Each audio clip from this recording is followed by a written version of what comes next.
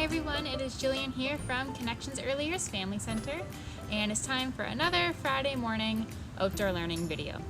So if you've been outside the last couple of weeks, you know that spring is just around the corner and it feels like it's already here, though it doesn't actually start until March 22nd.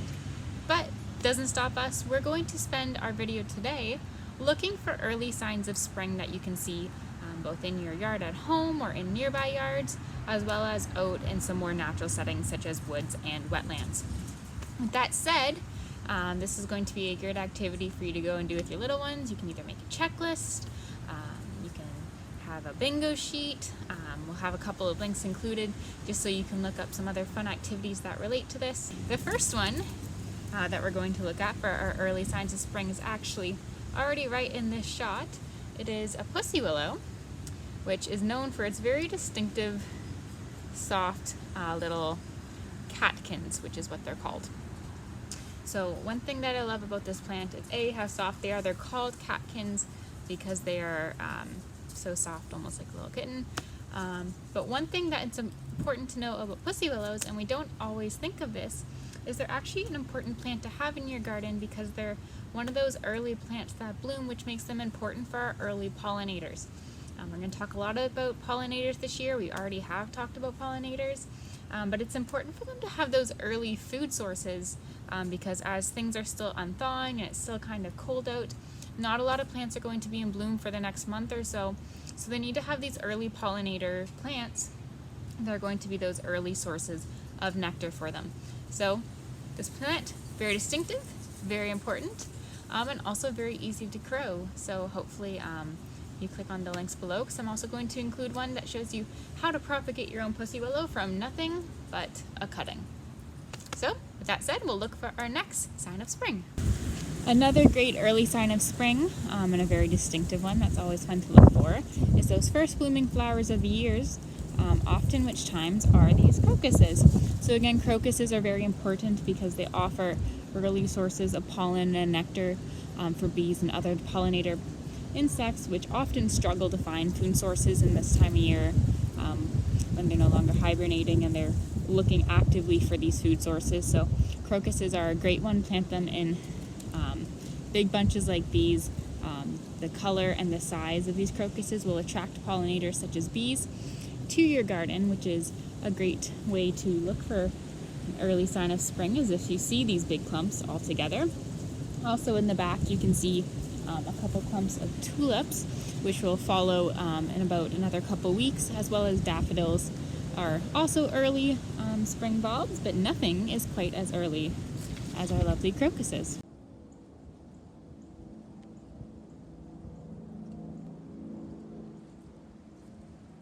Another third thing to look for in spring are going to be these great big puddles of water that just kind of run together in the woods, and they make these almost miniature ponds, and these are a great place to look for some of the early emerging reptiles and amphibians, such as turtles that are going to be on the logs here looking to catch some spring sun, as well as again those early spring peepers that make that very distinctive chirping sound. And those are those first frogs emerging of the year, which we would love to get some audio of, but it is always hard to hear them over a device because it is such a low sound. But this is a great place to look for them. Also, something that you can look for when you're out on your early spring walks is, again, you'll see lots of deer out and about, but in a couple of weeks, you're going to start to see them kind of go in pairs that little bit more. And not too long from now, you can start looking for some baby fawns out and about. And again, we're not there yet, it's still a month or two away, but it is always nice to get to watch them nice and early and watch that whole life cycle really happen. Something else that's really fun to look for this time of year, and it's actually a great time to be looking for them, is for reptiles and amphibians who are just coming out of their hibernation and are just starting to come out from their winter hideouts and enjoy the sunshine. So today is quite gray and overcast, so we haven't been able to find any, but oftentimes reptiles and amphibians will hide out places in the forest like piles of sticks underneath logs, and that's where they spend their winter until it's warm enough to come out. It's fun to try and learn a couple different lessons about reptiles and amphibians with your children as you look for them. The funnest one being learning about warm-blooded creatures and cold-blooded creatures. So we are warm-blooded, but amphibians and reptiles are cold-blooded. So when you're looking out for frogs and snakes this time of year, it's often because they're out lying in the sun trying to warm their bodies using the sun's rays. This also means that they're quite sluggish and not very fast moving this time of year. So even though you might spot them quite easily, it might be because they're too slow and too cold to move out of the way of hikers and other everyday animals, or even cars if they're unfortunately on the road. So great time of year to look for them, but definitely always try and keep in mind the safety of these animals because it is quite a vulnerable time for them. If you listen really closely in the spring, past all the other man-made noises like sirens and cars and people, this is a really good time of year to listen for what my family has always called spring peepers, and it's just those early emerging frogs that have just come out of hibernation, and they make a very distinctive, almost high-pitched rattling. And this is a great time to listen for this sound around ponds or forests as the snow melts and you get a lot of puddles of water. Spring is also a great time of year to go out at night and look for some deer because it still gets dark that little bit earlier than the rest of the year.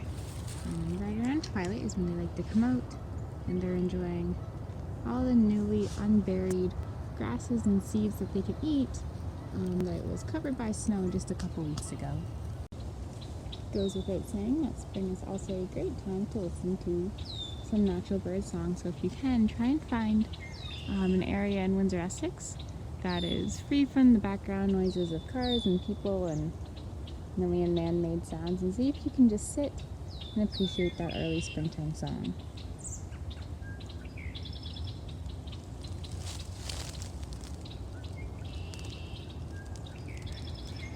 Spring is also a great time to go and look for some of the waterfowl in your area that are getting more and more active as they head into the season where they're going to have ducklings and all sorts of new little creatures swimming around. So if you're going in near any ponds or marshes or lakes, look for geese and ducks being extra active or flying overhead. They have that very distinctive sound. And again, just take a couple moments to really appreciate their behavior and how it's changing and becoming so much more active in the spring than it was even just a few weeks ago.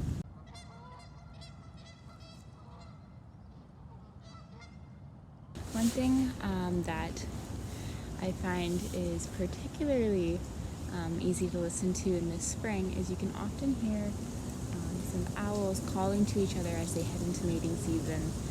You can often hear two of them calling back and forth. It's very distinctive depending on the owl species, but in particular I've been watching a pair of great horned owls as they call back and forth.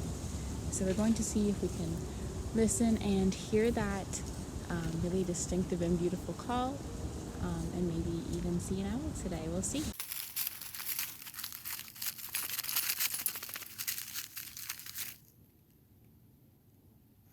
One last thing to keep in mind too when we are talking about these early green plants that you might see coming up is if you're like many of us at Connections and you enjoy gardening and getting out in your garden, quick reminder that we don't want to be removing the top layer of our gardens yet, because this layer of dead leaves and dead plant stems are actually a really important part of winter for pollinators such as bumblebees and butterflies that stay beneath the protection of these leaves and dead plants to stay warm through the winter. So we don't want to be removing or doing too much gardening until it is consistently above 10 degrees Celsius or 50 degrees Fahrenheit, because we want those butterflies and bees to continue to be somewhere that is warm and safe until the warm weather has actually come to stay. So that is it for our video on spring changes. And remember, all of these are fun things that you can go out and look for, both in your own yards, in your neighborhood, out in nature. Any of these places are going to have some of the things that we featured in today's videos. We've seen robins, we've seen owls, we saw some deer, We've looked for frogs and snakes and all sorts of stuff. So all of these things are going to be becoming more and more common in the weeks to come. And all of these are going to be those early signs of spring to give you hope that warmer weather will soon be here to stay, because obviously the first time it did not stay warm very long. With that said, there will be lots of links included below, including one to just a fun little checklist, just if you find those helpful to keep on track, or go on a scavenger hunt for these signs. But definitely check them out, and always let us know if you see any other early signs of spring or have any other activities or stories that you would like to share with us. We're on Facebook, Twitter, Instagram, and we would love to hear from you. So with that said, thank you again for watching, and thank you for connecting with us. Hopefully next week it will be warmer.